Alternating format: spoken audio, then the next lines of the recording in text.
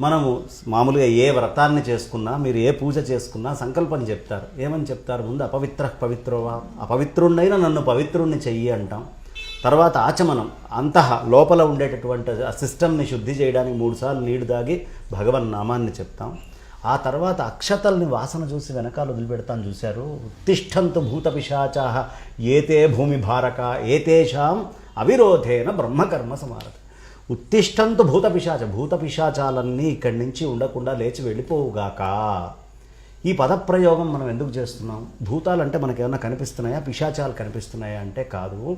ఈ పంచభూతాల్లోంచి మనకి విపత్కరంగా వచ్చేటటువంటి ఈ ఆగంతకమైనటువంటి వైరస్లు ఏవైతే ఉన్నాయో వాటిల్నే భూత పిశాచాదులుగా మన పూర్వీకులు చెప్పడం జరిగింది. ఈ భూత పిశాచాదులు ఏవైతే మనం ఈ బ్రహ్మకర్మం చేసేటప్పుడు చుట్టుపక్కల ఉన్నాయో అవన్నీ లేచి వెళ్ళిపోవుగాక అని ఇంట్లో ఉండే ప్రతి స్త్రీ సంకల్పం చెప్పుకుందనుకోండి, ప్రతి పురుషుడు సంకల్పం చెప్పుకున్నాడు అనుకోండి, పరమాత్మ మీద భారం పడట్లేదా? పరమాత్మ బాధ్యత కాదా వీటన్నిటినీ తీసేయటం? కాబట్టి ఈ శ్రావణ మాసంలో ప్రకృతి ఇంత రమణీయంగా ఉన్నప్పుడు ఎవరైనా సరే మనకి శాస్త్రీయమైన వైదిక విధానంలో పూజ కనుక ఆచరిస్తే ఖచ్చితంగా ఇలాంటి వైరస్లన్నిటి నుంచి మనం దూరం ఉండొచ్చు. దీంట్లో అనుమానం లేదు. హేతువాది నమ్మకపోవచ్చు కాక, నమ్మేటటువంటిది మన సనాతన వైదిక ధర్మం. మనం పరమాత్మని నమ్ముతున్నాం కాబట్టి నమ్మేటటువంటి భగవంతుణ్ణి పరిపూర్ణంగా హృదయంలో పెట్టుకొని ఆచరిస్తే ఖచ్చితంగా నమ్మినటువంటి వాడు నష్టపోవటం అనేది ఏనాడూ జరగదు. ఎట్టి పరిస్థితుల్లోనూ ఇలాంటి వైరస్లు కానీ ఇవి ఏవి వచ్చినా, ఆపత్తులు విపత్తులు ఇంట్లో కుటుంబంలో వచ్చినా, మీరు ఇందాక అన్నారు మాట్లాడుతూ లోక కళ్యాణార్థం కదా చేసేది అని. కాబట్టి లోక కళ్యాణార్థమే మనం చేసేది. లోక కళ్యాణంలో ఇట్లాంటి విపత్తుల్ని దూరం చేయడం కూడా ఒక భాగమే. మన సంకల్పాల్లో కూడా మనం చెప్పుకుండేది ఏమేం చెప్పుకుంటాం? క్షేమ స్థైర్య ధైర్య విజయ అభయ ఆయు ఆరోగ్య. ఆయురారోగ్యాలు మాకు ఇవ్వయ్యా అని పరమేశ్వరుణ్ణి కానీ, ఆ మహాలక్ష్మిని కానీ, ఆ గౌరీదేవిని కానీ ప్రార్థిస్తే వాళ్ళు ఇవ్వరా? కాబట్టి పరిపూర్ణమైనటువంటి విశ్వాసంతో చేస్తే ఒక కరోనా ఏమిటి, ఇలాంటి వేల కరోనాలు వచ్చినా ఆ భగవంతుడి యొక్క అనుగ్రహంతో అలా గోటితోటి తీసేసినట్టుగా వెళ్ళిపోవటము అనేది సహజంగా జరుగుతుంది. ఆ విశ్వాసంతో మనం అర్చన చేయాలి. అనుమానంతో ఎప్పుడూ భగవంతుడికి అర్చన చెయ్యకూడదు. నేను అనే అభిమానం ఎప్పుడూ పనికిరాదు. నేను అనే అభిమానం వదిలేసి పరమాత్మే మొత్తము అని ఎవరు శ్రద్ధగా ఆచరిస్తారో ఖచ్చితంగా అలాంటి వాళ్ళు వాళ్ళ ఇళ్లనే మంగళప్రదం చేసుకోవడం కాదు, మొత్తం విశ్వము మంగళప్రదంగా అవడానికి ముఖ్య కారణభూతులవుతారు.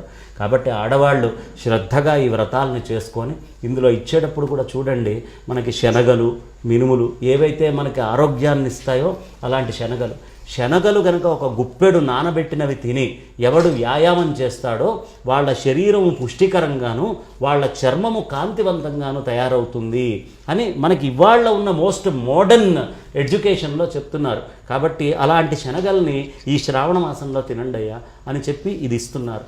ప్రత్యేకంగా పప్పు అన్నము ఏదైతే మనం పులగం అని పిలుస్తామో ఆ పులగాలు భగవంతుడికి నెల మొత్తం నివేదన చేసి తినటం వల్ల ఆరోగ్యం బాగా వస్తుందని, అనారోగ్యాల నుంచి దూరంగా ఉంటాము.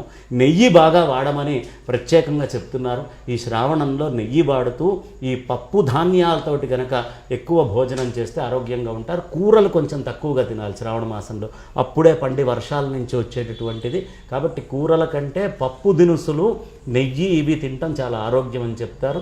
మన ఇమ్యూనిటీ లెవెల్ పెరగడానికే మన వ్రతాలన్నీ కూడా నిర్దేశించబడ్డాయి. ఈ ఇమ్యూనిటీ లెవెల్స్ని మనం చక్కగా ఋషి చెప్పినట్టుగా విందాం. ఋషి చెప్పిన సంప్రదాయాల్ని ముందరికి తీసుకెళ్దాం. మనము కృష్ణ పరమాత్మ పుట్టినటువంటి మాసం ఇది.